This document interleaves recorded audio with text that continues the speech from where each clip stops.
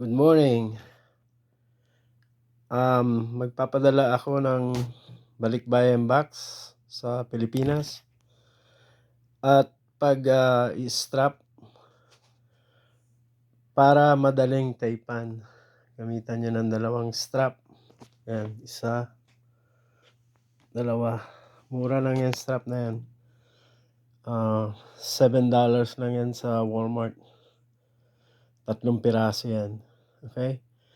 Pag hinigpitan nyo, yan nyo rito. Yan. Magsasara yung kahon. See?